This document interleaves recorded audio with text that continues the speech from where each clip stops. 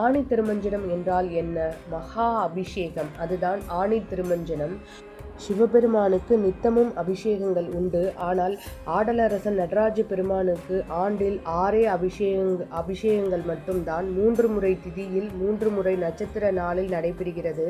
மார்கழி திருவாதிரையும் ஆணி உத்திரமும் சிதம்பரத்தில் கொண்டாடப்படுகின்றன. கோடை வெயில் காலத்தில் அக்னி நட்சத்திர காலம் முடிந்ததும் ஆணியில் திருமஞ்சனம் செய்யப்படுகிறது.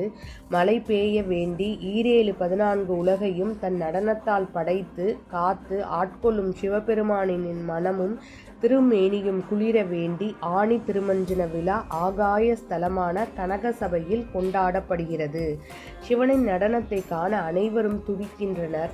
அந்த நடனமே அனைத்து ஜீவன்களின் பிறப்பு இறப்பு ரகசியத்தை சொல்லும் பரம ரகசியமாகும். அன்னை சிவகாமியையும் 1000 கால் மண்டபத்தில் எழுந்தருளச் செய்வார்கள். நடராஜ பெருமான் சிவகாமி அம்மையுடன் காட்சி தர பால், தயிர், பஞ்சாமிர்தம், இளநீர் என 36 திரவியங்கள் கொண்டு விடிய விடிய அபிஷேகங்களை பார்க்க கண்கோடி வேணும். பின்னர் இருவரும் ஆனந்த நடனம் ஆடிக்கொண்டு சிற்சபையில் எழுந்தருளுவார்கள். ஆணி திருமஞ்சனம் சிதம்பரத்தில் பார்த்தால் முக்தி நிச்சயம் என்கிறார்கள்.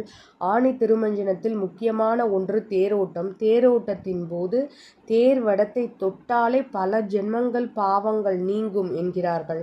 ஆகவே வாழ்நாளில் அனைவரும் ஒரு முறையாவது கட்டாயம் சிதம்பர ரகசியத்தை பார்க்க வேண்டும். ஆணி திருமஞ்சனத்தில் கலந்து கொண்டு அவருடைய அபிஷேகங்களை நாம் தரிசிக்க வேண்டும். தேரோட்டத்தில் கலந்து கொண்டு அழகிய நடராஜ பெருமானின் தரிசனத்தையும் நாம் தரிசிக்க வேண்டும்.